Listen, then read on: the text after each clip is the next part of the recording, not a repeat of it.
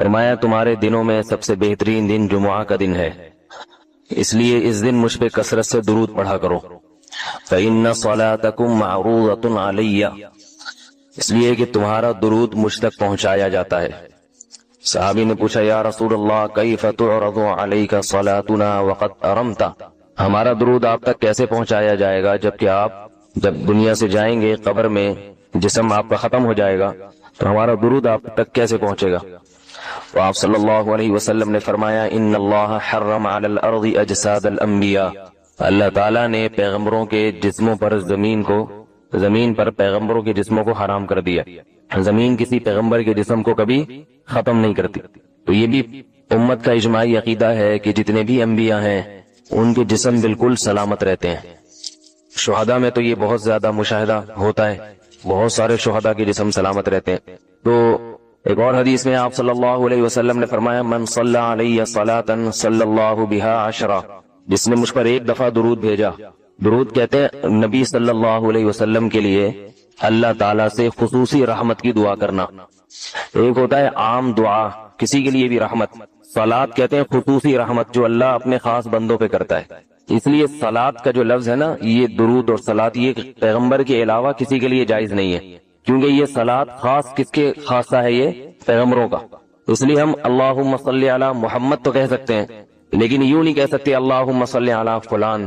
وہ صلی جو ہے نا، صلات یہ خاص قسم کی رحمتیں ہوتی ہیں جو اللہ پیغمبروں پر بھیجتے ہیں۔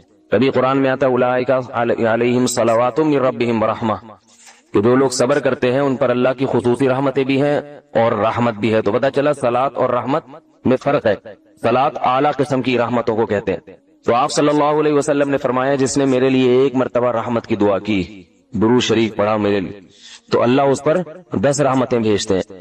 اور جمعہ کے دن زیادہ فضیلت ہے درود شریف پڑھنے کی۔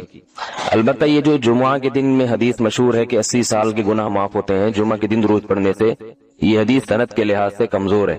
لیکن یہ جو میں نے حدیث پڑھی کہ جمعہ کا دن سب سے بہتر دن ہے، فَأَكْثِرُوا عَلَيَّ مِنَ الصَّلَاةِ فِيهِ، لہذا اس دن مجھ پہ کثرت سے درود پڑھا کرو، یہ بالکل صحیح حدیث۔ جمعہ کے دن درود شریف کی اضافی فضیلت ہے، آج چونکہ جمعہ کا دن ہے اس لیے میں نے کہا کہ اس بارے میں تھوڑی سی بات کروں۔ ایک اور حدیث میں آتا ہے رسول اللہ صلی اللہ علیہ وسلم نے فرمایا لا تجعلوا قبری عیدا وصلوا علی فإن صلاتکم تبلغنی حیث کنتم، فرمایا میری قبر کو عیدگاہ نہ بناؤ، جیسے میلوں کی جگہ ہوتی ہے نا، میلے ٹھیلے، عید پہ جب سب لوگ جمع ہو کے خوشیاں مناتے ہیں، تو جیسے مزاروں پہ ہوتا ہے نا قوالیاں ہو رہی ہیں اور یہ میلے ٹھیلے ہو رہے ہیں آج کل دیکھا ہے، تو پہلے زمانے میں بھی جب کوئی نیک آدمی دنیا سے جاتا تھا تو لوگ اس کی قبر پہ دھرنے مار کے بیٹھ جاتے تھے، اور وہ مجاور اور یہ سب جو ہمارے یہاں ہوتا ہے۔ تو آپ صلی اللہ علیہ وسلم نے منع کیا کہ میری قبر کے ساتھ یہ کچھ مت کرو، البتہ مجھ پہ درود پڑھا کرو، اور فرمایا کہ تم جہاں سے بھی درود پڑھو گے یہ مجھ تک پہنچے گا۔ اور حدیث میں رسول اللہ صلی اللہ علیہ وسلم نے فرمایا ما من احد یسلم علی الا رد اللہ علی روحی فارد علیہ، کہ جب بھی کوئی مجھ پر سلام بھیجتا ہے اللہ میری روح کو میرے جسم میں لوٹاتے ہیں اور میں اس کے سلام کا جواب دیتا ہوں۔ اب یہ کیسے ہوتا ہے؟ چونکہ یہ برزخی زندگی میں ہے، لہذا اس کی کیفیات میں اور گہرائی میں جانے کی اجازت نہیں ہے، جیسے اللہ بہتر سمجھتے ہیں یہ ہوتا ہے، اس کی حقیقت کا ہمیں علم پوری طرح نہیں ہے، برزخی زندگی ہے۔ اور حدیث میں آتا ہے رسول اللہ صلی اللہ علیہ وسلم نے فرمایا کہ رغم انف رجل ذکرت عنده فلم يصلی علی، اس شخص کی ناک خاک آلودہ ہو جائے جس کے سامنے میرا نام لیا جائے، میرا تذکرہ ہو اور وہ مجھ پہ درود نہ پڑے۔ ایک اور حدیث میں آپ صلی اللہ علیہ وسلم نے فرمایا البخیل من ذکرت عنده فلم يصلی علی، وہ شخص کنجوس ہے، بخیل ہے جس کے سامنے میرا نام آئے اور مجھ پہ درود نہ پڑے۔ یعنی اتنی بڑی شخصیت اور اتنے بڑے محسن اعظم کا تذکرہ آ رہا ہے اور اس کی زبان سے دعا بھی نہیں نکلتی، تو اس سے بڑا کنجوس دنیا میں کون ہو سکتا ہے؟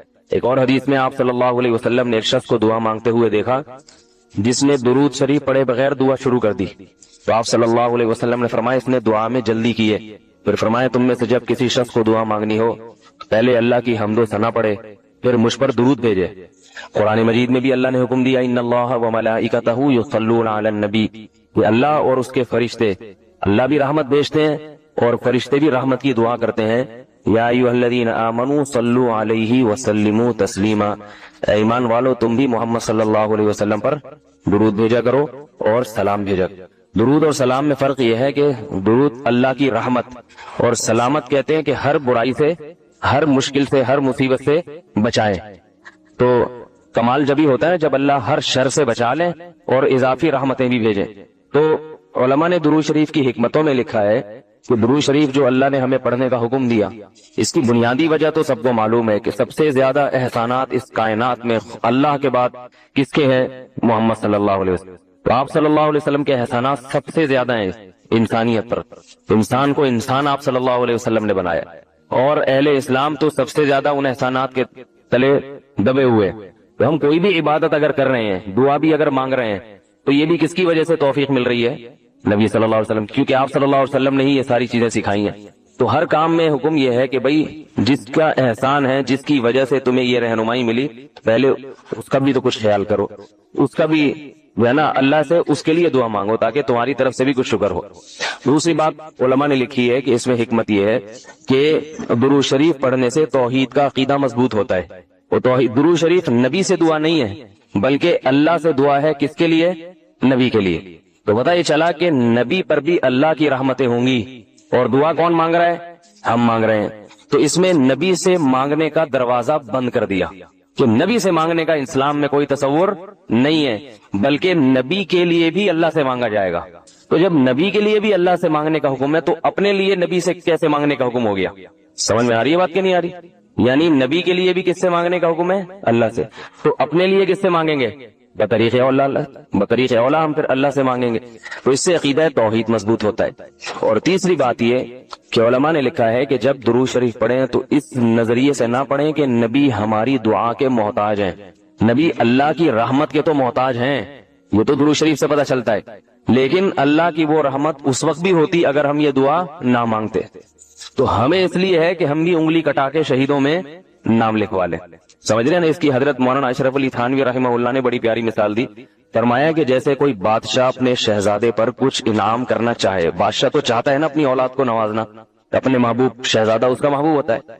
تو آپ اگر بادشاہ سے سفارش کر دے کہ حضرت یہ تحفہ آپ اپنے شہزادے کو دے دیں، یا یہ فلاں چیز اپنے شہزادے کو، بادشاہ تو پہلے بھی دے رہا ہے، لیکن آپ کے کہنے سے وہ اور خوش ہو جائے گا، اور خوش ہو جائے گا کہ بھئی دیکھو جو کام میں چاہتا تھا یہ بھی اسی کی درخواست کر رہا ہے۔ میں اکثر بیانات میں جب نبی صلی اللہ علیہ وسلم کا تذکرہ کرتا ہوں تو رسول اللہ صلی اللہ علیہ وسلم یہ لفظ میں استعمال کرتا ہوں، لیکن چونکہ میڈیا پہ میں نے اکثر علماء کو دیکھا کہ نبی کریم یا حضور اقدس، تو پھر میری زبان پہ بھی یہ الفاظ آ جاتے ہیں۔ لیکن ہم نے اپنے شیخ سے حضرت مفتی رشید احمد صاحب رحمہ اللہ تعالی سے سنا، اور بالکل صحیح بات کی انہوں نے کہ نبی صلی اللہ علیہ وسلم کے لیے سب سے زیادہ جو بہترین لفظ ہے، لقب ہے آپ کا، جس میں آپ کی سب سے زیادہ عزت ہے، وہ رسول اللہ کا لفظ ہے۔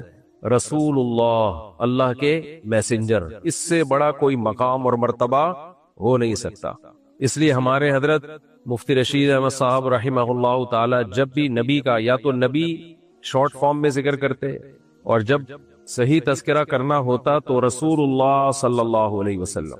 اس لیے اپنی زبان پہ اس لفظ کو چڑھانا چاہیے، اور محدثین بھی زیادہ تر جب آپ کا نام آتا ہے تو رسول اللہ صلی اللہ علیہ وسلم۔ صحابہ کرام میں بھی دو لفظ کامن تھے، ایک نبی، نبی کا مطلب بھی میسنجر آف گاڈ، اور دوسرا رسول اللہ۔ آپ احادیث میں دیکھیں گے تو صحابہ کرام، حدیث کے راوی، محدثین، یا تو جاء رجل الی النبی، ایک شخص آیا نبی کے پاس، یا جاء رجل الی رسول اللہ قال رسول اللہ۔ تو رسول اللہ اور نبی، یہ لفظ رسول اللہ کے لفظ میں نبی کے لفظ سے بھی زیادہ رسپیکٹ ہے۔ تو جو الفاظ لوگ استعمال کر رہے ہیں وہ بھی ٹھیک ہے، اس کو کوئی حلال و حرام کا، ایمان کفر کا مسئلہ نہ بنائے، لیکن جو سب سے بہترین لفظ ہے وہ نبی، اور اس سے بھی زیادہ افضل رسول اللہ صلی اللہ علیہ وسلم۔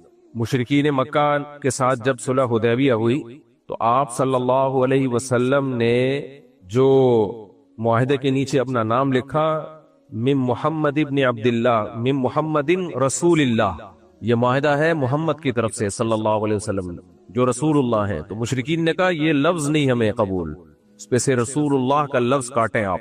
تو مشرکین کو تو آپ کے نام کے ساتھ رسول اللہ کا لفظ قبول نہیں تھا، اور ہمیں رسول اللہ کے لفظ کے بغیر یہ نام قبول نہیں ہے۔ ہم جہاں بھی لکھیں گے رسول اللہ، رسول اللہ کا مطلب کیا ہے، یہ بہت اہم بات ہے۔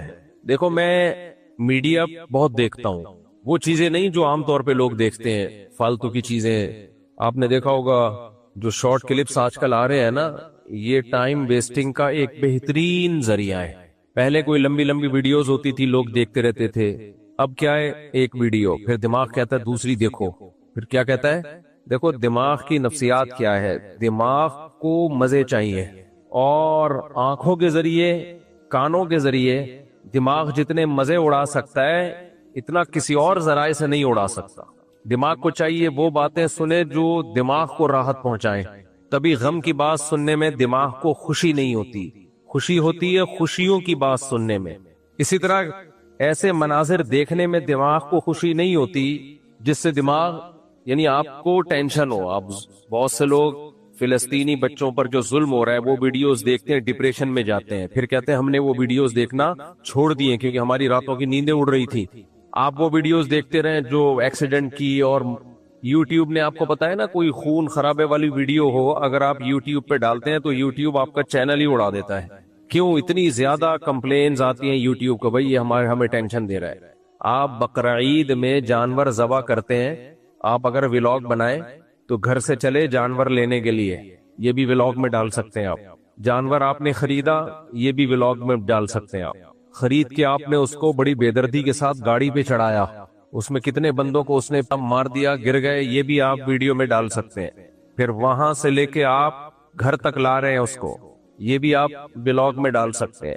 پھر آپ نے اس جانور کو گاڑی سے اتارا، اور اتارتے اتارتے اس نے 10-15 بندے اور لٹا دیے، ان کا لیٹنا بھی آپ یوٹیوب پہ بولو ڈال سکتے ہو. لوگ خوش ہوتے ہیں، انٹرٹین ہوتے ہیں ان چیزوں سے. آپ نے دیکھا ہوگا نا، اٹھا کے لات ماری، جمشید ادھر جا کے گرا اور وہ ادھر جا کے گرا، یہ ایسے بہت ویڈیو لوگ انجوائے کر رہے ہوتے ہیں. پھر اس کے پاؤں میں رسی باندھیں، یہ بھی. لیکن گلے پہ جب چھری چلی، یہ بھی ڈال سکتے ہیں. لیکن جو خون کا پہلا فوارہ نکلا، یہ اگر آپ نے ویڈیو یوٹیوب پہ ڈال دی تو آپ کا چینل کیا ہو جائے گا؟ بند. یوٹیوب کہے گا تم دہشت گردی پھیلا رہے ہو، تم لوگوں کو ٹینشن دے رہے ہو. اچھا وہ کٹ گئی، پھر کھال اتر گئی، 4 ٹکڑے ہو گئے، اب دوبارہ ڈال سکتے ہیں آپ اس کو. سمجھ میں آئی بات؟ اب بھی آپ یوٹیوب پہ یہ ویڈیو کیا کر سکتے ہو؟ ڈال سکتے ہو. 4 ٹکڑے ہو گئے، اب وہ گائے نہیں رہی ہے، وہ کچھ اور بن گیا ہے. یہ بیچ کا پروسیس آپ نہیں کر سکتے. کیوں؟ وجہ اس کی یہ ہے کہ بہت سے لوگوں نے کبھی زندگی میں بہتا ہوا خون دیکھا نہیں. مسلمان تو دیکھتے ہیں نا جب جانور کاٹتے ہیں، ہمارے لیے تو یہ نارمل ہے، غیر مسلموں کے لیے یہ نارمل نہیں ہے. پورے امریکہ میں، کینیڈا میں، جاپان میں مجھے کہیں نظر نہیں آیا کوئی بکرا کوئی ذبح کر رہا ہو. وہ سب سلاٹر ہاؤس میں بند کمرے میں ہوتا ہے، کسی کو نظر نہیں آتا. تو اس کا نتیجہ کیا نکلا؟ وہاں کے لوگوں کے جو دل ہیں وہ بہت ہی خون سے خوف کھاتے ہیں، وہ خون نہیں نکلے بھائی. تو اب وہ لوگ یہ ویڈیو جب دیکھیں گے وہ کہتے ہیں ہم ٹینشن میں جاتے ہیں، خون نظر نہیں آنا چاہیے. وہ الگ بات ہے، بیچارے فلسطینیوں کا خون ساری دنیا دیکھ رہی ہے، اس سے جو ڈپریشن جو جتنی ان بڑی طاقتوں کو ہونی چاہیے وہ نہیں ہو رہی. اور جانوروں کے حقوق پہ جنہوں نے آواز اٹھائی ہے، اتنی آواز ان لوگوں پہ اٹھا لی جاتی نا تو مسئلہ حل ہو جاتا. ان بیچاروں کو جانوروں سے بھی بدتر چھوڑا ہوا ہے. خیر، سنا ہے کہ ابھی مسئلہ حل کی طرف جا رہا ہے، اللہ کرے حل ہو جائے. اس میں میں انشاءاللہ سوال جواب کے سیشن میں کچھ بات کروں گا آج، کہ جس حل کی طرف جا رہے ہیں وہ کیا ہے، اور وہ کیا سوٹیبل حل ہے یا نہیں ہے. اس پہ ہمارے لوگوں کی طرف سے جو ریئیکشن آ رہا ہے وہ صحیح ہے یا نہیں ہے. جب پنگے بازی ہم نے لینا شروع کر ہی دی ہے تو پنگوں میں پھر صحیح طرح سے گھسو نا. کل جو میرا بیان چلا ہے اس پہ آج دیکھو کتنے نیگیٹو کمنٹس آئے ہیں، کتنے لوگ برا بلا کہہ رہے ہیں. چلیے صحیح ہے، جب ایک دفعہ پنگا لے لیا ہے تو پھر جب دوسری شادی کر لی ہے تو پھر تیسری اور چوتھی کیا ہے بھائی. اصل تو ریئیکشن دوسری میں ہوتا ہے نا. بدنام جتنا ہونا ہوتا ہے آدمی دوسری میں ہو جاتا ہے. تو ہم نے جتنا بدنام ہونا تھا ہو گئے. وہ جو ابھی کیا بولوں، گھر میں نام نہیں لینا مناسب سمجھتا، جو کیس چل رہا ہے لیٹسٹ. خیر، تو انسان کی طبیعت کیا ہے، اللہ نے مزاج ایسا بنایا ہے کہ وہ چاہتا ہے اس کا دماغ خوش رہے. یہی ہے نا دماغ، جس کو ہم عام زبان میں کہتے ہیں دل کی خوشی ہوتی. وہ دماغ کی خوشی ہے لیکن دل بھی اس سے متاثر ہوتا ہے، دل کی دھڑکن تیز ہوتی ہے. تو اس لیے بلاغت کا قاعدہ یہ ہے کہ دماغ کو جو خوشی ہوتی ہے وہ منسوب کس کی طرف کی جاتی ہے؟ دل کی طرف. عرف یہی ہے، قرآن نے بھی دل کی طرف نسبت کی ہے، تو ہم اب دل ہی کی طرف اس کی نسبت کریں گے. تو اب ہم یوں کہہ سکتے ہیں، یعنی جب ڈاکٹر یہ بات کرے گا تو وہ دماغ کی طرف نسبت کرے گا، کیونکہ وہ میڈیکل سائنس کی زبان یوز کرے گا. لیکن میں چونکہ ڈاکٹر نہیں ہوں تو میں میڈیکل سائنس کی زبان یوز نہیں کروں گا، میں وہ زبان یوز کروں گا جو عرف کی زبان ہے۔ عرف میں دماغ کو نہیں کہا جاتا، نسبت کس کی طرف کی جاتی ہے؟ دل کی طرف۔ قرآن بھی کس کی طرف نسبت کرتا ہے؟ دل کی طرف۔ اور قرآن بھی دل کی طرف اس لیے نسبت کرتا ہے کہ قرآن سائنس کی کتاب نہیں ہے، قرآن عربی زبان میں نازل ہوا، اور عرب کے لب و لہجوں کا، جو عرب کی بلاغت کے اصول اور ضابطے تھے، اس کی قرآن میں رعایت کی گئی ہے۔ بلاغت یہی کہتی ہے کہ جب آپ کو کوئی خوشی ہو، کسی سے آپ کو محبت ہو، نفرت ہو، تو دماغ کی طرف نسبت مت کرو۔ کس کی طرف نسبت کرو؟ دل کی طرف۔ جیسے ہم جب کسی کو محبت کا پیغام دیتے ہیں تو دل کا ٹکڑا بنا کے بھیجتے ہیں یہ دماغ کا؟ بولتے کیوں نہیں؟ شرما رہے ہو لگ رہا ہے، سب کو اپنے اپنے واقعات یاد آ رہے ہیں۔ کبھی آپ نے دیکھا؟ اچھا ڈاکٹر تو کہتا ہے، کوئی میڈیکل سائنس کا ڈاکٹر، خاص طور برین کا ڈاکٹر ہوگا نا، برین کا ڈاکٹر، وہ اپنی محبوبہ کو برین بنا کے بھیجے گا کیونکہ پاگل ہوگا۔ وہ کیا ہوگا؟ وہ میڈیکل سائنس پڑھ پڑھ کے کیا ہو جاتا ہے۔ اب اس کی محبوبہ کہہ رہی ہے کہ تم نے برین، دماغ بنا کے بھیجا، اس پہ پھول، تو یہ کیا ہے؟ اس کی سمجھ میں ہی نہیں آئے گا، وہ کہے گی میرے برین میں سمجھ میں نہیں آ رہا یہ کیا ہے۔ اب وہ جناب سائیکیٹرسٹ کہنے لگا کہ دیکھو تم نے مجھے دل کا ٹکڑا بھیجا اس میں پھول بنا کے، تو اصل میں تم نے سائنس نہیں پڑھی ہے۔ جب کوئی بندہ سائنس نہیں پڑھتا ہے تو یہی حال ہوتا ہے۔ محبت دماغ میں ہوتی ہے، دل میں نہیں ہوتی۔ میں نے چونکہ سائنس پڑھی ہوئی ہے، سارے خیالات کا منبع اور سرچشمہ، محبت اور نفرتوں کا منبع اور سرچشمہ کیا ہے؟ کھوپڑی ہے، دماغ ہے۔ برین میں یہ ہوتا ہے، پھر یہ سگنل آتے ہیں، پھر وغیرہ وغیرہ جو ڈاکٹر لوگ کہتے رہتے ہیں، میں مجھ سے بول رہا تھا پھینکتے رہتے ہیں، پھینکتے نہیں رہتے، صحیح بولتے رہتے ہیں۔ تو یہ تو سب کس میں ہوتے ہیں؟ دماغ میں۔ دل میں تھوڑی محبت ہوتی ہے، دماغ میں ہوتی ہے۔ لہذا دماغ میں تیر گھسا کے اس نے بھیج دیا کہ تم نے ایسی بات کی ہے۔ اپنی محبوبہ کو کہا کہ تم نے جو مجھ پہ اعتراض کیا کہ میں نے دل کی تصویر نہیں بھیجی، میں نے دماغ کی تصویر بھیجی ہے، اس سے میرے دماغ میں تیر گھس گیا ہے۔ بس نا، تو دل میں تیر گھسا ہوا ہوتا ہے نا، تو میرے دماغ میں کیا گھس گیا ہے؟ تیر۔ اور دماغ کی ایک اور تصویر بھیج دی، تھوڑے دنوں میں بریک اپ ہو جائے گا۔ بیوی تھی تو طلاق لے کے بھاگ جائے گی، اور اگر منگیتر تھی، کوئی رشتہ چل رہا تھا، رشتہ کیا ہو جائے گا؟ ٹوٹ جائے گا۔ وہ کہے گی ابا یہ سائیکیٹرسٹ کو ضرورت سے زیادہ سائیکیٹرسٹ ہے، اس کو یہ مجھے اسی حساب سے لے کے چلے گا۔ یہ مجھے کس حساب سے لے کے چلے گا؟ دیکھو یہ نفسیات میرا بھی ٹاپک نہیں ہے، لیکن نفسیات ایک ایسا علم ہے جسے حاصل کرنے کے لیے ایکسٹرا آرڈینری ذہین آدمی ہونا چاہیے۔ آج کل ہر آدمی ماہر نفسیات بن رہا ہے، یہ بہت خطرناک ہے۔ آپ ڈاکٹر بن جاؤ، درمیانی ذہانت کا آدمی ڈاکٹر بن جائے، قوم کا بیڑا نہیں غرق کرے گا، ٹیکے لگائے گا، پیراڈول کھلائے گا، سیٹ۔ درمیانے درجے کی ذہانت والا آدمی انجینئر بن جائے، چاہے وہ الیکٹریکل انجینئر ہو، سول انجینئر ہو، میکینک بن جائے، درمیانے درجے کا آدمی صحیح ہے۔ لیکن نفسیات کا تعلق کس سے ہے؟ اشارہ کر کے بتا رہا ہوں تاکہ آپ لوگ کنفیوز، کس سے ہے؟ کھوپڑی سے۔ نفسیات بھی میں جہاں بھی جا رہا ہوں، یار کیا پڑھ رہے ہو؟ میں ماہر نفسیات بن رہا ہوں۔ جب میں بات چیت کرتا ہوں مجھے لگتا ہے اس کا تو مینٹالٹی اتنی ہے ہی نہیں۔ ماہر نفسیات بننے کے لیے بہت زیادہ ذہین آدمی ہو تو بنے گا، ورنہ درمیانے درجے کا ذہین آدمی بنے گا تو یہی نفسیات کا علم اس کو برباد کر دے گا، اور ہو رہے ہیں برباد بہت سے لوگ۔ کیونکہ جب آپ کتابیں پڑھتے ہو تو کتابوں، ہمارے حضرت ایک بڑی خاندانی بات کیا کرتے تھے کہ آپ جو علم حاصل کر رہے ہو نا، جیسے مفتی کے پاس، مفتی بھی ایکسٹرا آرڈینری ذہین ہوگا تو وہ فتوے کا کام صحیح طرح کرے گا۔ آج مفتی بھی آپ دیکھو، پتھر اٹھاؤ، مفتی فلان، مفتی فلان، مفتی فلان، کہاں سے فتویٰ سیکھا؟ فلاں جگہ سے۔ فلاں جگہ نے کہاں سے سیکھا کچھ پتا نہیں ہے، خود ہی اپنے نام کے ساتھ مفتی، بلکہ بعض لوگ تو میں نے دیکھے اپنے نام کے ساتھ خود ہی مفتی بھی، مفتی اعظم بھی لگا رہے ہیں۔ بھائی کس نے آپ کو مفتی اعظم بنایا؟ آپ سے پہلے کے جو بڑے بڑے علامہ تھے، علماء تھے، انہوں نے کیا آپ کو اتھارٹی دی ہے کہ آپ مفتی بن گئے ہیں؟ ایک سینئر ڈاکٹر بتائے گا نا جونیئر کو کہ اب یہ سینئر بن گیا ہے، یہ خود ہی بتاتا رہے گا آدمی میں یہ بن گیا، میں یہ بن گیا۔ جہاز میں جب آپ سفر کرتے ہیں، ایک سینئر پائلٹ ہوتا ہے، اس کے ساتھ ایک کو پائلٹ ہوتا ہے۔ سینئر گواہی دیتا ہے کہ یہ جو کو پائلٹ ہے یہ سینئر ہو گیا ہے، سینئر لوگ گواہی دیتے ہیں، وہ اس کے ایگزام لیتے ہیں، وہ خود ہی کہنے لگے میں ہو گیا ہوں، بس سب کچھ میں ہی ہوں۔ کبھی کوئی کمپنی اس کو جہاز ہی اڑانے دے گی؟ تو اسی طرح ڈاکٹر میں، حکیم میں، انجینئرز میں، مفتیوں میں، سب جگہ یہی اصول کار فرما ہے کہ پہلے سے جو سینئر لوگ ہیں وہ گواہی دیں کہ ہاں بھائی یہ آدمی نے محنت کی ہے اور تحقیق کا کام کیا ہے اور اس کے پاس کھوپڑی بھی ہے اور یہ کرتے کرتے اب اس قابل ہے کہ اس میں فتویٰ دینے کی صلاحیت پیدا ہو گئی ہے. لیکن آج بہت سارے لوگ ایسے ہیں کہ میں خود ہی مفتی بن گیا اور پھر مفتی اعظم بھی خود ہی بن گیا, اور وہ لوگ مفتی جو جن چڑیل بھوت بھگا رہے ہیں. حالانکہ جو مفتی بن جائے نا وہ تو یہ کام کر ہی نہیں سکتا. یہ بالکل ایسے ہے جیسے کوئی MBBS ڈاکٹر ہو اور پنچر کی دکان کھول کے بیٹھا ہوا ہو, سائیکلوں کے پنچر لگاتا ہو, موٹر سائیکل کے بھی نہیں, سائیکل کے پنچر. اب آپ اپنی بائک لے کر گئے اس کے پاس, آپ نے کہا یار یہ پنچر لگا دو. بیٹا آپ کرتے کیا ہو؟ انکل میں MBBS ڈاکٹر ہوں, میں نے بحریہ یونیورسٹی سے MBBS کمپلیٹ کیا میں نے. آپ مان لو گے؟ چپ کیوں بیٹھے ہو؟ آپ بولو گے کیا بول رہا ہے یار, اگر تو ڈاکٹر ہوتا تو کم از کم پنچر کی دکان کھول کے بولو.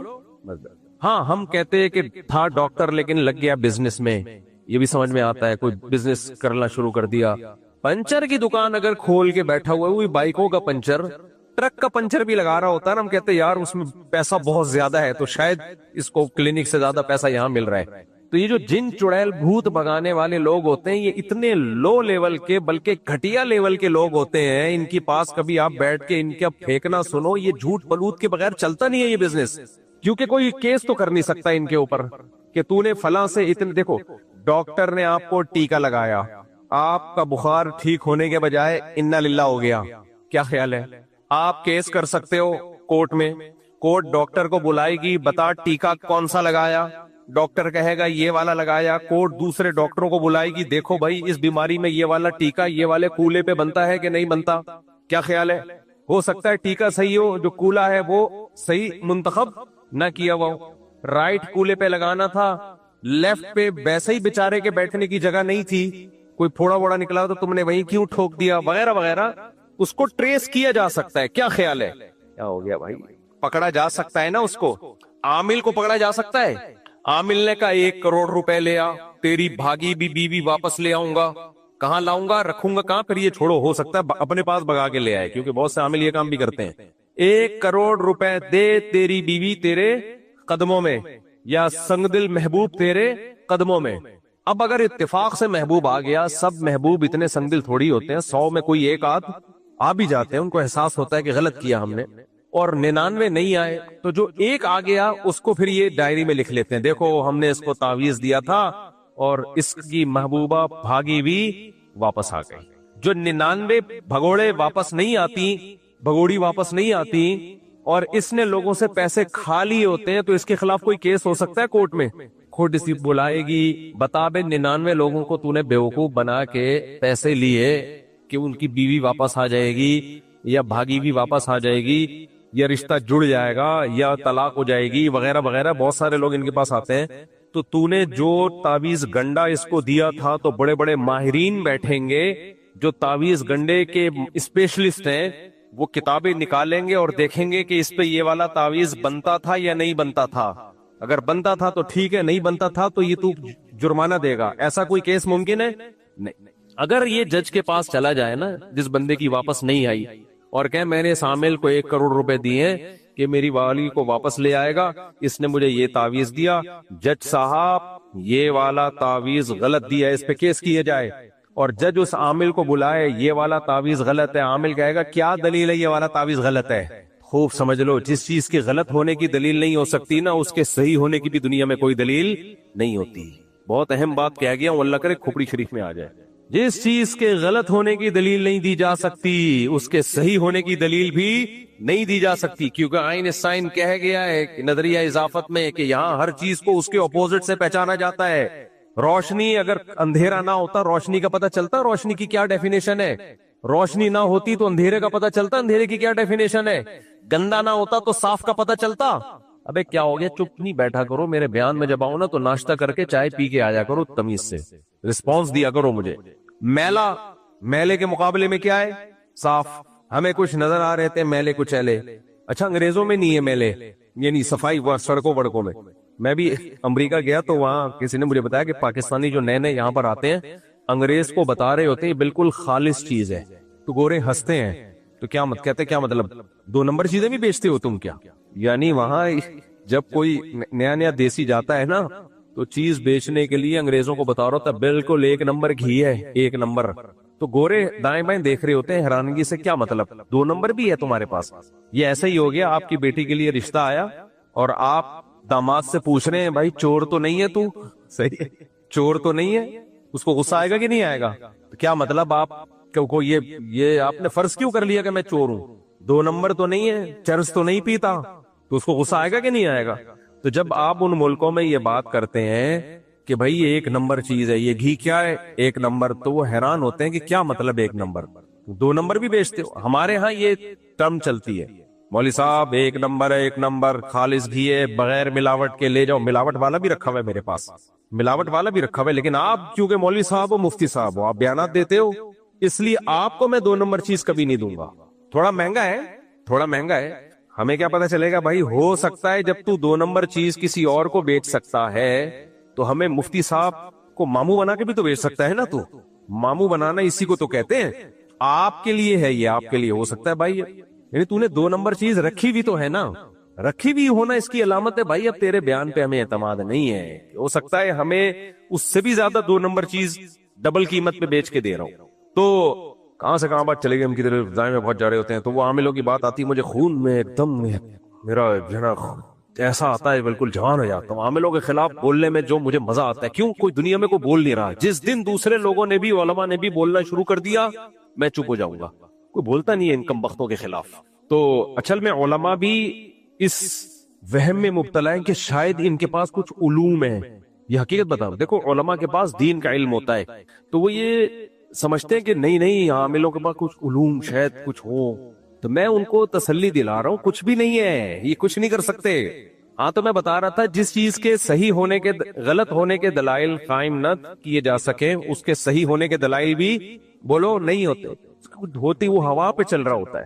تو جتنے علوم ہیں نا ان لوگ کے پاس، جن چڑیل بھوت بھگانے کی، یہ کوئی علوم نہیں ہے، ذہن میں رکھو۔ ایک پھینک رہا ہوتا ہے، دوسرے کیا کر رہے ہوتے ہیں؟ بیٹھ کے لپیٹ رہے ہوتے ہیں۔ دوسرا عامل آئے گا، اس سے بڑی پھینکے گا، میں بیٹھ کے لپیٹتا ہوں۔ عام لوگ تو لپیٹ بھی نہیں رہے ہوتے، عام لوگ تو وہ کر رہے ہوتے ہیں کہ ماشاءاللہ کیچ کر رہے ہوتے ہیں، وہ عزت کے ساتھ کیچ کر رہے ہوتے ہیں، عزت کے ساتھ، حضرت جی بہت پہنچے ہوئے ہیں۔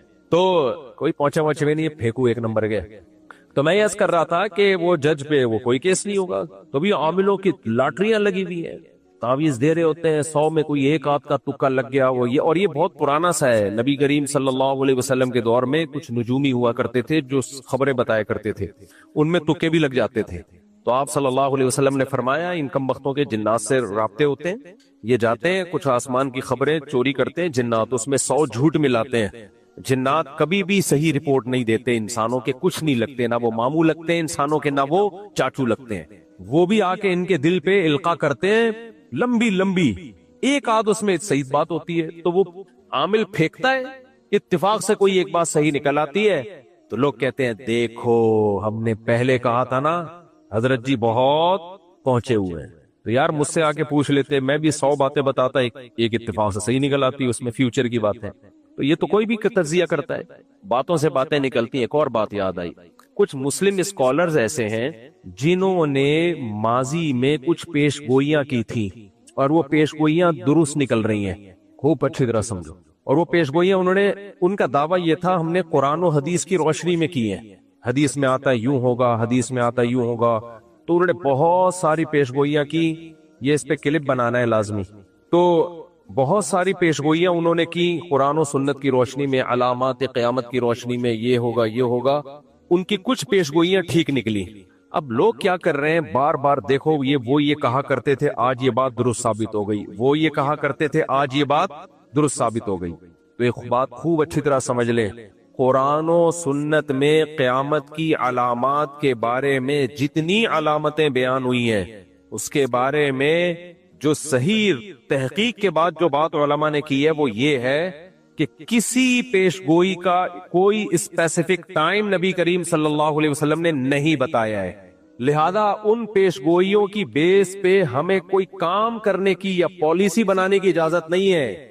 پالیسی یا پلاننگ بنائی جائے گی گراؤنڈ ریئلٹی کو دیکھ کر، ان پیش گوئیوں کو دیکھ کر نہیں بنائی جائے گی۔ ان پیش گوئیوں کا ہم کیا کریں، بس ایمان رکھیں۔ بس میں ایک مثال سے بات سمجھاتا ہوں۔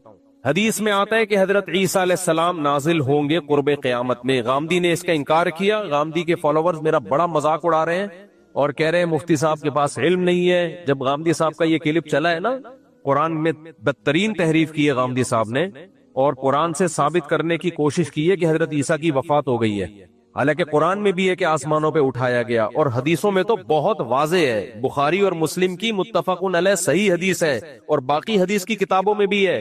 لَيُوشِكَنَّ أَن يَنزِلَ فِيكُمُ ابْنُ مَرْيَمَ حَكَمًا وَعَدْلًا، مریم کے بیٹے تم پر ضرور بالضرور آسمان سے نازل ہوں گے، حکم بن کے، حاکم بن کے، عادل بن کے. فَيَكْسِرُ الصَّلِيبَ، صلیب کو ختم کر دیں گے جو نشان ہے صلیب کا. وَيَقْتُلُ الْخِنزِيرَ، اور دنیا سے خنزیر کا خاتمہ کر دیں گے. اتنی واضح حدیثیں ہیں. لیکن پروفیسر غامدی صاحب کیا کہتے ہیں ان حدیثوں کا جواب؟ کہ یہ تاریخی، بخاری اور مسلم یہ تاریخی واقعات ہیں. یعنی پیغمبر کے اقوال کو صرف کیا ایک حیثیت دی جا رہی ہے؟ ہسٹری کی کتابیں ہیں. ہسٹری کی کتابیں اوتھینٹک ہیں یا نہیں ہے یہ بتاؤ، اوتھینٹک ہیں یا نہیں. اگر ہمیں ہسٹری بتا رہی ہے کہ نبی نے ایسا کہا ہے اور اس ہسٹری کو بیان کرنے والے سارے قابل اعتماد ہوں، تو آپ کیوں نہیں مان لیتے نبی نے ایسا کہا ہے؟ اور آپ جب آپ کے فیور میں حدیث جاتی ہے آپ فوراً حدیث پیش کرتے ہیں، جب آپ کے اگینسٹ جا رہی ہوتی ہے تو آپ فوراً کیا کرتے ہیں؟ تاریخی کتابیں.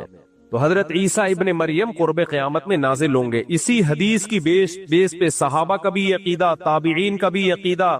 پھر امام طحاوی حنفی رحمہ اللہ تعالی بہت بڑے محدث، انہوں نے عقیدے کی ایک کتاب لکھی العقیدۃ الطحاویہ. اس کتاب پر پوری امت کا اجماع ہوا. اس کتاب میں وہ عقیدے بیان کیے گئے جو اہل سنت والجماعت کے متفق علیہ عقیدے، حتیٰ کہ اس میں غیر اہل سنت والجماعت نے بھی اتفاق کیا. یعنی اس عقیدے میں حضرت عیسیٰ والے شیعہ بھی مانتے ہیں کہ حضرت عیسیٰ نازل ہوں گے.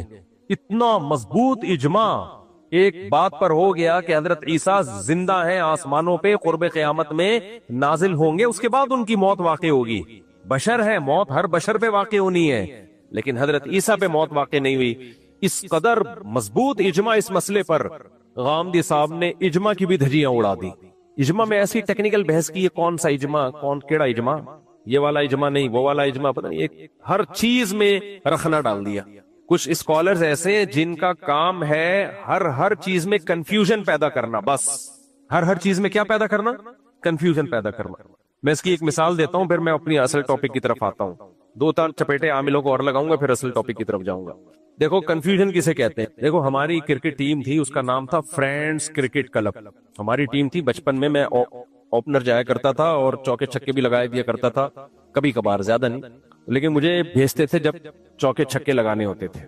بیان میں بھی لوگ کہتے ہیں آپ چوکے چھکے لگا رہے ہوتے ہو. خیر، تو ہم کیونکہ بچے تھے، فرینڈز کرکٹ کلب ہماری ٹیم کا نام تھا، اور ہمارا مقابلہ ہوتا تھا میچور لوگوں سے، کیونکہ ہمارے محلے میں سب سے جونیئر ٹیم ہماری تھی. میٹرک کے بچے تھے اس میں، 8 9ویں اور میٹرک کے، اور جو ہمارا مقابلہ ہوتا تھا وہ سارے بڑے بڑے تھے، تو اس لیے ہم ہار ہی رہے تھے مسلسل. اب کرکٹ میں آپ کو پتا ہے ٹیشن بازیاں بہت ہوتی ہیں. ٹیشن بازیاں پتا ہے نا، ایسے جیسے پہلے ہاریں گے پھر اس کے 6 مہینے تک تبصرے چلیں گے بلا وجہ کے، کیوں ہارے، اصل میں اس کو یہاں تھوڑا سا جو وکٹ کیپر ہے اس کو تھوڑا سا یوں کر دو، وہ تھوڑا سا کنفیوز تھا، وہ تھوڑا سا ڈپریشن میں محسوس ہو رہا تھا. ایسے بیکار قسم کے ٹی وی پہ، ابے گیند بلہ ہے، اٹھا کے لگ گیا نہیں لگا، اتنا زیادہ اس کو بیٹ کے ویلیو دینا. اس لیے پاکستان ہارتا ہے مجھے غم نہیں ہوتا، لوگ ڈپریشن میں جا رہے ہوتے ہیں، ہائے ہائے ہار گیا. ابھی ہم امریکہ میں تھے، جو ہمارے ڈرائیور مجھے مشیگن سے لے کے جا رہے تھے، 5 گھنٹے کی ڈرائیو تھی. ایک اسٹیٹ ہے امریکہ کی مشیگن، وہاں سے وہ کون سی اسٹیٹ تھی، شکاگو. 4-5 گھنٹے کی ڈرائیو جا رہے ہیں، اور کرکٹ لگایا ہوا انہوں نے. اور پاکستان آخری بال ہے، آخری اوور چل رہا ہے، ہار رہا ہے، بہت ٹینشن. میں نے کہا بھائی تو گاڑی نہ ٹھوک دینا کہیں یار. میں نے کہا ہمیں تو پہلے سے پتا تھا ہار رہا ہے. کہہ رہے ہیں آپ کو کیسے پتا؟ میں نے کہا پتا ہے، سب کو پتا ہے کہ کیا ہوگا، اس میں کون سی ٹینشن کی بات ہے. کہہ رہے نہیں آخری اوور ہے، جیتنے کا پورا چانس ہے. تو میں نے کہا بھائی پہلے سے فرض کر لو ہار جائے گا، لہذا ٹینشن نہیں ہوگی، کیوں فرض کر کے بیٹھے ہوئے جیت جائے گا. اب وہ پٹھان تھے ہمارے دوست، ڈرائیونگ کر رہے، پشاور سوات کے تھے، جا رہے ہیں، کہہ رہے اسٹریس ہو رہی ہے مجھے مفتی صاحب. وہ بھار گیا، پھر نا پتہ نہیں آؤٹ ہو گیا کیا ہو گیا، ویسے یوں نا، ہاں مفتی صاحب ہار گیا پاکستان. میں نے کہا یار مجھے شکاگو پہنچا دے، میری وہاں سے فلائٹ ہے. میں نے کہا دیکھو جنگ میں ہارا ہے یا جیتا ہے؟ کہہ رہے جنگ میں جیتا ہے. بس جو جنگ میں جیتے ہیں وہ کھیل کے میدانوں میں ہار جائیں. کوئی دیکھو مودی، میں جب بھی انڈیا کے خلاف بات کرتا ہوں، انڈیا مراد نہیں ہوتا، مودی سرکار. انڈیا تو ہمارا پڑوسی ملک ہے, وہاں اردو بولنے والے ہیں, ہندی اردو ایک ہی زبان ہے, بہت سی چیزوں میں کلچر سیم ہے. 2010-11 تک وہاں کی جو گورنمنٹ تھی وہ پاکستان سے دوستی کی خواہی تھی, دونوں ملکوں کے ویزے مل رہے تھے, دونوں ملک اکنامکلی ترقی کر رہے تھے, سمجھوتا ایکسپریس چلائی جا رہی تھی. یہ تو مودی نے آگے بڑھا کر کیا ہوا ہے. تو ہندوستان کے عوام کو اگر ہندوستان کو بچانا ہے تو مودی کو ہٹاؤ, کسی انسان کے بچے کو لے کر آؤ, اس صحیح آدمی کو لے کر آؤ. تو میں نے ان سے کہا, میں نے کہا دیکھو انڈین فلموں میں انڈیا بہت اچھی فائٹ کرتا ہے, اللہ معاف فرمائے کچھ فلمیں میں نے بھی بچپن میں دیکھی, اللہ معاف فرمائے, توبہ کر لیے. تو ہم پاکستانی فلم جب دیکھتے تھے تو اس میں جو مکہ لگاتا تھا نا ہیرو, ہمیں نظر آ رہا ہوتا 6 فٹ دور سے جا رہا ہے وہ مکہ, ڈیجن کی آواز ایسے آ رہی جیسے ایٹمی دھماکہ کیا ہے, اور ہیرو نے جس کو مکہ مارا ہے نہیں, یہاں سے گھمایا ہے, اور وہ حبیب بینک کی بلڈنگ سے اڑتا ہوا جا کے کراس کر کے گر رہا ہے. یہ فلموں کا حال تھا ہماری. تو یہ فلموں کی فائٹ ہے, سمجھ رہے ہو. انڈین فلموں کی فائٹ ایسی نہیں ہے. انڈین فلموں میں ایسا لگتا ہے کہ لگ گیا ہے ناک پہ, اور وہ ڈھن کی آواز نہیں آئے گی, تھوڑی سی انہوں نے اتنی رکھی ہوئی جتنی ناک پہ لگنے سے آنی چاہیے. تو میں نے کہا بھائی فلمی دنیا کے وہ ہیرو ہیں, اس میں دو رائے نہیں ہو سکتی. ریئل لائف میں اس طرح لڑے, ریئل لائف میں جب ہمارا فوجی مودی کے کسی بندے کو مکہ مارے گا تو ناک پھوڑ دے گا, اور وہی دھماکے کی آواز آئے گی جو فلموں میں آیا کرتی تھی, سچی مچی میں آئے گی وہ. تو ہارنے دو, کرکٹ کے میچوں میں کچھ نہیں ہوتا میرے بھائی. قوموں کی تقدیریں کرکٹ کے میچوں سے نہیں بنتی, میدان جنگ میں بنتی ہیں. ہمارے فوجی کے پاس جذبہ ہے کہ ہم اللہ کے لیے لڑ رہے ہیں, ملک مسلمانوں کا ہے, لڑ کس کے لیے رہے ہیں, اللہ کے لیے لڑ رہے ہیں. ان کے پاس کیا جذبہ ہے, آپ میڈیا پہ دیکھ لو, ہمارے فوجی کی لاش جب گھر میں آتی ہے تو اس کی ماں کا بیان سنا کرو, کہتی مجھے فخر ہے میرے بیٹے نے اللہ کے لیے جان دی ہے. ان کے فوجی کی لاش جب گھر میں جاتی ہے ان کی ماؤں کا چیخنا سنا کرو, وہ کہتے ہیں مودی نے مروا دیا. تو اس لیے وہ دوبارہ میں ان بھائی سے, جو ان کا نام بھی مجھے یاد ہے یار, شاہد نام تھا, شاہد یا عزیز نام تھا, وہ نہیں جو ولاگ میں بھی مچھلی بنا رہے تھے, ابے جو ولاگ میں نے مچھلی پکڑی تھی پھر وہ پکا رہے تھے, عزیز نام تھا, جو بھی تھا بہرحال.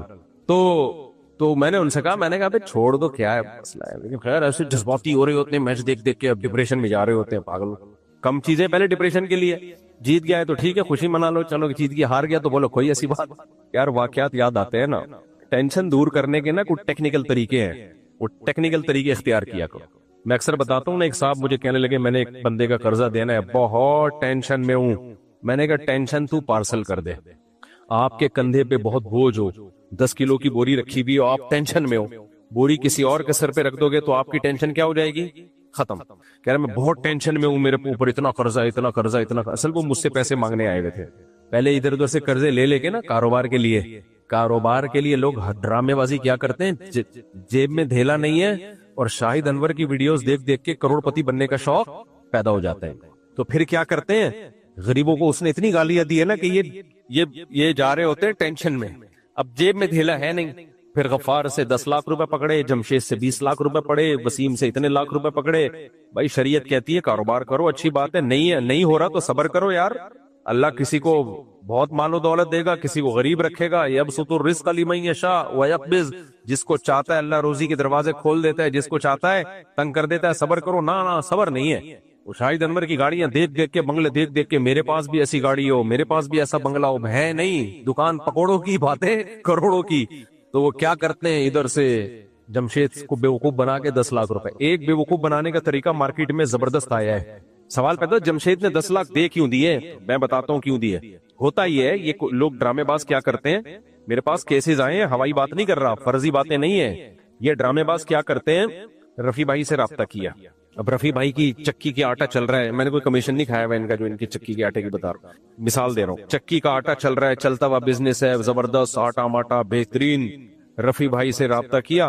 رفیع بھائی ایک جمشید ہے, وہ آئے گا یہ چکی دیکھنے کے لیے, اس کو بول دینا یہ کاروبار میرا ہے, آپ کا نہیں ہے. اور ہو سکتا ہے کچھ کھانچا بھی, پیسے بھی پکڑا دیے. جو بھی آئے بولنا ہاں بھائی اس کا ہے. اب 2-4 بندے آئے, انہوں نے دیکھا یار اس کا تو چلتا ہوا بزنس ہے, آٹا اس کا اتنا دنیا میں جا رہا ہے. اس طرح بیوقوف بنایا لوگوں کو. دوسروں کا کاروبار کس کے نام پہ شو کیا, اپنے نام پہ. اچھا, ادھر جمشید سے لیے 10 لاکھ اور اگلے مہینے جمشید کو پروفٹ دے دیا 1 لاکھ. جمشید کی تو سبحان اللہ یار, 10 لاکھ پہ ہر مہینے کیا مل رہا ہے, 1,10,000 महीनों में तो ये फौरन रिकवरी, ये सच्ची मुच्ची में हो रहा है फ्रॉड। उधर वसीम को बोला, अबे इधर आ, मेरा चलता हुआ बिजनेस है, जमशेद से जाके पूछ, 10 लाख लिए थे, हर महीने 1 लाख प्रॉफिट दे रहा हूं उसको। वसीम ने कुछ कहे बगैर ही 20 लाख पकड़ा दिए कि उसको 1 लाख दे रहा है तो मेरे कितने होंगे, 2 लाख। 2-3 बंदों को दिए, अब महल्ले वाले खुद ही आएंगे आपके पास। अब आपने थोड़े से नखरे दिखाने हैं। क्या दिखाने? नखरे। अब आएगा गफ्फार, यार सुना है आजकल बड़ा प्रॉफिट है, तेरे चक्की के आटे चल रहे हैं। और सिर्फ एक बिजनेस थोड़ी, जूतों की दुकान में जाके उसको बोला, बंदा आएगा उसको बोल देना मेरा है। किसका बिजनेस है? मेरा बिजनेस, अपना नहीं है, मेरा है, इसके पैसे ले ले तू इतने। अब 2 बंदों को तो आपने बेवकूफ बनाया, बाकी खुद बेवकूफ बनने के लिए आपकी खिदमत में हाजिर होंगे। गफ्फार साहब आएंगे, यार सुना है तू जमशेद को 1 लाख रुपए दे रहा है। अब मेरे पास फालतू टाइम नहीं है भाई, मेरा चलता हुआ बिजनेस है, बस कर यार, किसी और के पास पैसे लगा यार, इन्वेस्टर की भी कमी नहीं है और मेरे पास जो है वो पैसों की कमी नहीं है यार, लगा ले यार, भाई बंदी भी कोई चीज होती है यार। यार एक तो तुम लोगों ने तंग बहुत किया हुआ है यार, मैं इतने पैसे किधर खपाऊंगा, मुझे जरूरत नहीं है। अंदर अंदर तो लड्डू फूट रहे हैं कि ला अपने जैसे 6 बेवकूफ और ले आ। अंदर अंदर लड्डू फूट रहे हैं कि सही बिजनेस। मुजारबत में यही तो हुआ है जो मुजारबत स्कैंडल चला था। तो मुजारबत स्कैंडल चला था ना, उसमें मैंने बोला था ये मुफ्ती लोगों को उल्लू बना रहा है। एक तो ये मुफ्ती है नहीं, और ये मौलवियों को भी उल्लू बना रहा है, आम लोगों को भी। और देखना आखिर में करोड़ों रुपए लेके मार्केट से शार्ट होगा, ये वही हुआ। लेकिन हमारी कौम का दिमाग खराब है, अब भी उसको फेवर कर रहे हैं, कह रहे हैं असल में एजेंसियों ने जब देखा ना इतना पैसा आ गया है तो फिर एजेंसियों को अच्छा नहीं लगा, अपनी बेवकूफी किसी और पे डालो। तो फिर गफ्फार आएगा, यार 10 मेरी तरफ से ले ले। फिर सत्तार आएगा, यार 15। एक दिन रियाज मलिक आ जाएगा, मलिक रियाज है, रियाज मलिक रियाज आएगा, बोलेगा मैं बेवकूफ हूँ, बैरियर टाउन बना के बैठा हूँ।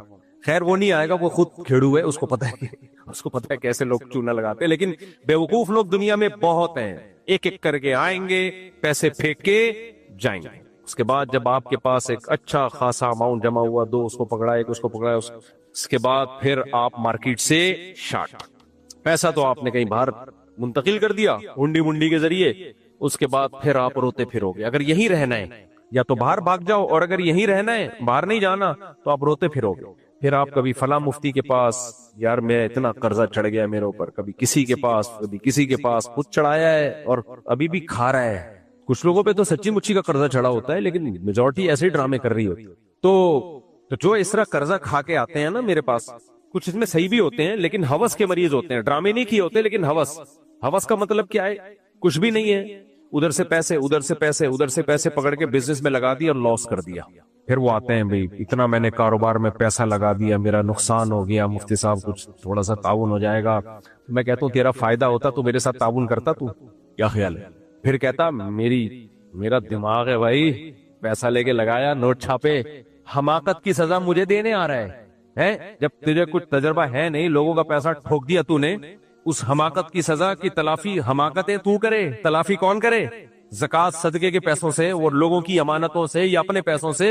मैंने कहा भाई लोग हमें इसलिए अमानतें नहीं देते कि तुम जैसे बेवकूफों के साथ हम क्या करें? ताउन। मेरा ऐलान याद रखो, किसी ने भी कारोबार के नाम पे कर्जा लेके डुबोया है, ना मेरी फाउंडेशन उसके साथ मदद करेगी, ना मैं कोई ज़कात सदके के नाम पे लोगों की अमानत उसको दूंगा। भूख से मर रहा हो मर जाए, हाँ बिल्कुल मरने लगेगा तो 2 निवाले डाल दूंगा, जिंदा रह जाए बस। वो तो अपने खर्चे भी कर लेता है, तो मरने लगे तो बता देना। भाई हवस है, नोट छापने का शौक होता है, करोड़ों रुपए के कर्जे में डूब जाते हैं, फिर भीख मांगते फिरते हैं। और ये एक ज़हन में रखो, ऐसे लोग भीख लेके भी उसको भी कारोबार में लगाते हैं, वो भी घर पे नहीं खर्च करेंगे। देखो हमारे तजर्बों से फायदा उठा लो, हमने इसी मुल्क में इन्हीं लोगों में जिंदगी गुजारी है। पैसों के नाम पे किसी के 2 आंसू देख के मत फिसल जाया करो, बहुत फ्रॉड होता है। तुम्हारी जेब में जब पैसे नहीं है तो तुम दूसरों से कर्जा लेके क्यों कारोबार कर रहे हो? या तो तुम्हारे बाप दादा को कोई सदियों से बिजनेस चला आ रहा हो ना, फिर एक अलग बात है। नॉर्मल आदमी कुछ भी नहीं है, कर्जे ले लेके लोगों के पैसे डुबो रहा है बैठ के। रूखी सूखी खाओ, 2 टाइम की सूखी रोटी चाय में डुबो के खाया करो, खुश हुआ करो। लोग कहते हैं कहना आसान है, अमल मुश्किल है। मुश्किल अमल है 3 दिन तक, चौथे दिन आदत पड़ जाएगी। रोजा रखना 3 दिन मुश्किल होता है, चौथे दिन यूज़ हो जाता है आदमी, समझ रहे हो? आज रोजे में तो भूखा प्यासा रहते हैं, या तो फिर भी कोई आपको कुछ ना कुछ मिल रहा है। तो इंसान को अल्लाह ने बॉडी में बड़ी लचक रखी है, जिस चीज का आदी बनाए बन जाता है आदी। तो इसलिए गुर्बत का भी आदी बनेगा 3 दिन 4 दिन 1 महीना, उसके बाद आदी हो जाएगा। ایک آدمی گیا نا غریب آدمی نجومی کے پاس, کہا یار میرے ہاتھوں کی لکیریں دیکھ کے بتاؤ کیا ہونے والا ہے. اس نے کہا کہ تو 10 سال تک مزید غریب رہے گا. یہ خوش ہو گیا, کہہ رہے اس کے بعد, کہہ رہے پھر تجھے غربت کی عادت پڑ جائے گی, پھر تجھے غریب رہنے کی یعنی ٹینشن ختم ہو جائے گی تیری. تو خیر ہم آتے ہیں اپنے اصل ٹاپک کی طرف. عاملوں کی تو میں نے ٹھکائی لگا دی, الحمدللہ الحمدللہ. تو ان کے مزے ہیں, جھوٹ بولتے رہو, پیسے چھاپتے رہو. جو عامل پیسے نہیں لیتے وہ بھی بڑے فراڈی ہوتے ہیں. وجہ اس کی ہے کہ ان کو ہدیے ودیے اتنے مل جاتے ہیں, ان کو پیسوں کی ضرورت ہی نہیں رہتی. تو ہاں ایک بات یاد رکھو, کچھ بزرگ ایسے ہیں جو اللہ والے بزرگ ہیں, وہ عامل نہیں ہیں. دیکھو کرامت ایک چیز ہے جس کا یہ ملحد لوگ, ایتھیس لوگ انکار کرتے ہیں, جبکہ اس کا وجود اہل اللہ سے کرامت کے صدور کا وجود قرآن سے حدیث سے ثابت ہے. پچھلی امتوں میں بزرگوں کے ہاتھوں پہ کرامتیں ہوئی ہیں, حالانکہ وہ کوئی موسیٰ علیہ السلام کے امتی تھے, کوئی عیسیٰ علیہ السلام کے امتی تھے, کوئی سلیمان علیہ السلام کے امتی تھے. آپ مجھے بتاؤ سلیمان علیہ السلام کا درجہ بڑا ہے, عیسیٰ موسیٰ علیہ السلام کا درجہ بڑا ہے, یا محمد صلی اللہ علیہ وسلم کا درجہ بڑا ہے؟ جب ان پیغمبروں کی امتیوں میں کرامتیں ہو سکتی ہیں تو محمد صلی اللہ علیہ وسلم کی امت میں کرامت کیوں نہیں ہو سکتی؟ تو کچھ ہمارے اکابر بزرگان دین ایسے گزرے جو عامل نہیں تھے, لیکن ان کی عبادت, ان کا تقوی ایسا تھا کہ اگر کسی کو کچھ بھی انہوں نے دم کر دیا وہ بندہ ٹھیک ہو گیا. کوئی بھی قرآنی آیات لکھ کے دے دی ان کو پرچی پہ, وہ ٹھیک ہو گیا. جیسے مفتی موسیٰ روحانی بازی رحمت اللہ علیہ, میں نے جب عاملوں کے خلاف بولنا شروع کیا تو بہت سے لوگوں نے کہا مفتی محمد موسیٰ روحانی بازی جو پنجاب کے بڑے بزرگ تھے وہ بھی تو تعویذ دے دیا کرتے تھے اور بندے ٹھیک ہو جایا کرتے تھے, تو کیا آپ ان کو بھی فراڈی کہہ رہے ہو؟ معاذ اللہ, اللہ میرے منہ میں وہ زبان نہ رکھے کہ میں اتنے بڑے بڑے بزرگوں کی بے ادبیاں گستاخیاں کروں. میں نے اس وقت یہ بیان کیا تھا, مفتی موسیٰ روحانی بازی رحمت اللہ علیہ اور میرے شیخ مفتی عبد الرحیم صاحب گواہ ہیں اس کے. بڑے سے بڑے کیس ہوتے تھے, مفتی موسیٰ روحانی بازی رحمت اللہ علیہ تعویذ دیتے تھے, جائز تعویذ. اہل حدیث تو ہر تعویذ کو شرک بولتے ہیں, ایسا نہیں ہے. اگر تعویذ کا مضمون شرکیہ نہیں ہے تو کہاں سے ایک تعویذ میں یا اللہ مدد لکھا ہوا ہے تو شرک کہاں سے ہو گیا؟ وہ تو فوراً ٹھیک ہو جاتا تھا ان کا کیس. یہ تو ہمارے جو استاذ ہیں عینی شاہد ہیں. تو میں نے بیان میں یہ بات کہی تھی کہ وہ عامل نہیں تھے, یہ ان کی کرامت تھی. کرامت تو ان کے بیٹے جامعۃ الرشید میں آئے, انہوں نے بتایا کہ ہمارے والد عامل نہیں تھے اور یہ کوئی علوم نہیں تھے, یہ ان کی کرامت تھی. اللہ نے, نبی کریم صلی اللہ علیہ وسلم نے فرمایا کچھ اللہ کے نیک بندے ایسے ہیں کہ وہ کسی بات پہ قسم اٹھا لیں تو اللہ اس قسم کو پورا کر کے چھوڑتا ہے. تو نیک لوگ کبھی بھی, یہ تو کچھ لوگوں نے ایسا امیج بنایا ہوا ہے کہ بزرگ ہی مارکیٹ سے شارٹ کر دیا, ایسا نہیں ہے. بزرگ قرب قیامت تک موجود رہیں گے. سمجھتے ہو گے نہیں سمجھتے؟ تو کوئی اس لیول کا بزرگ ہو تو اس کے ہاتھ پہ کرامت ظاہر ہو جائے.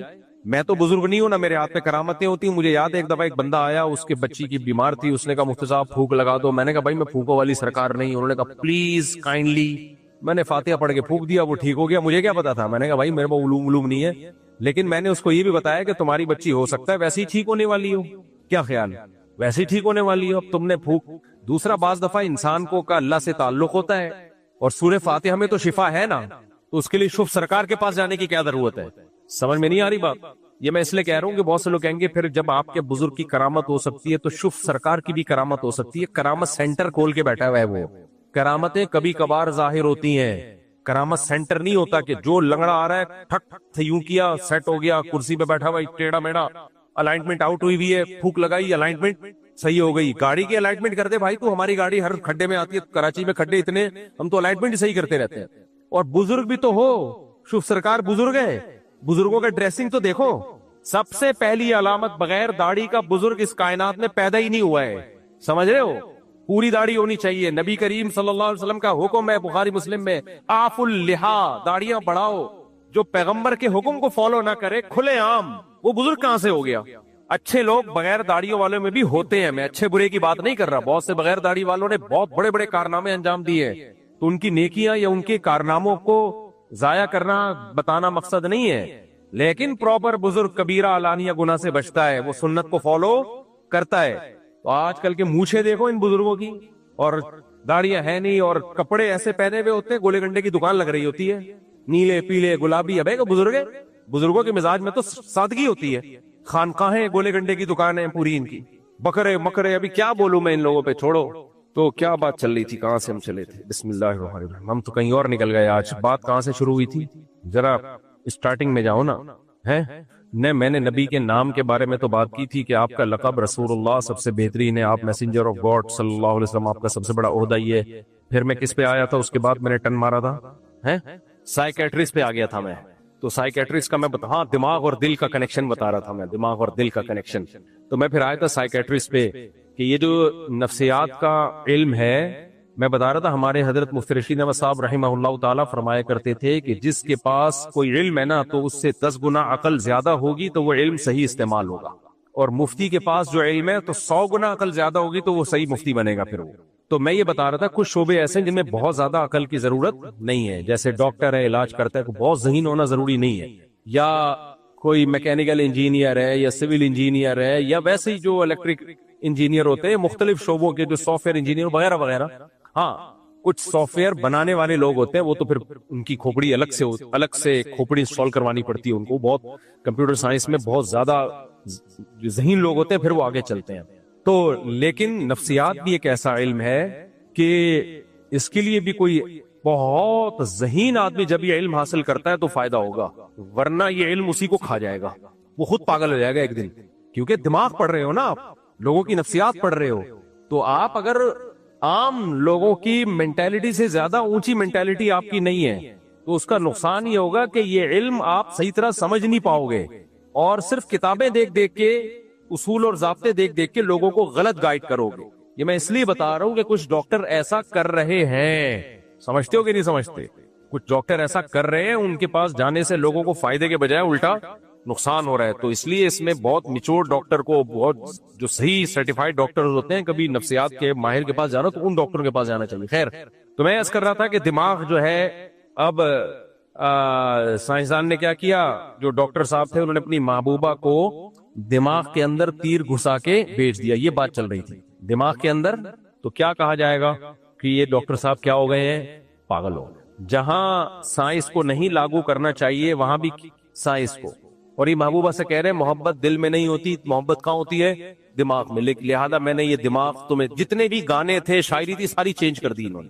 یہ دل تم پہ دیوانہ ہے, نہیں یہ دماغ تم پہ کیا ہے, دیوانہ. اب کریکشن کرتے چلے جا رہے ہیں. تو تھوڑے دنوں میں ڈاکٹر صاحب کیا ہو جائیں گے. کل وہ کسی نے شارٹ کلپ بھیجا کہ ایک آدمی کو بھولنے کی بیماری ہے, ڈاکٹر کے پاس گیا, ڈاکٹر صاحب مجھے بھولنے کی بیماری ہے. ڈاکٹر صاحب نے کہا دوبارہ بتانا, کرے بھول گیا کیا بیماری تھی, مجھے بھول گیا کیا بیماری تھی, بھولنے کی بیماری. اب بتاؤ ڈاکٹر تو تھوڑے دنوں میں پاگل ہو جائے گا کہ نہیں ہو جائے گا. تو اس قرآن نے بھی کس کی طرف نسبت کی, یہ چیزوں کی نسبت دل کی طرف کی ہے. تو میں وہ اس پہ شارٹ ویڈیوز پہ بات کر رہا تھا کہ آج کل ہو کیا رہا ہے. دیکھو دل کی عادت ہوتی ہے, دل کو اپنی راحت کی چیزیں چاہیے ہوتی ہیں, خوشی کی چیزیں چاہیے ہوتی ہیں, دل کو وہ چیز نہیں چاہیے جو اس کو ٹینشن دے. لہذا دل کیا کرتا ہے, جب ہم جاتے ہیں نا, جو شارٹ ویڈیوز دیکھ رہے ہوتے ہیں, رول کر رہے ہوتے ہیں, اس میں ہمارا دل کہتا ہے کہ یہ کتنی زبردست ویڈیو, اب دوسری ہونی چاہیے, تیسری ہونی چاہیے, چوتھی ہونی چاہیے, پانچویں ہونی چاہیے, چھٹی ہونی چاہیے. ٹھک ٹھک پوری رات لوٹنے لپانے لگے رہتے ہیں. جتنے بھی نفسیات کے ماہر ہیں, بلکہ مشاہدہ کر لو, یہ چیز دماغ کا بیڑا غرق کر دیتی ہے, انسان کی کھوپڑی کو تباہ کر دیتی ہے. یہ کسی ماہر نفسیات کی ایک ویڈیو سامنے آئی جس میں اس نے بتایا, ایسی علمی ویڈیوز میں دیکھتا ہوں, کہ فن لینڈ, یورپ کا ایک کنٹری ہے فن لینڈ, وہاں ہوا یہ کہ ان لوگوں نے بہت پیسہ خرچ کیا کہ بچوں کی کتابوں سے جان چھڑاؤ, اب ڈیجیٹل دور ہے تو بچوں کو ٹیب دے دیا اور آن لائن ٹیچنگ شروع کر دی. سمجھ میں آ رہی ہے بات, کیا دے دیا بچوں کو, ٹیب.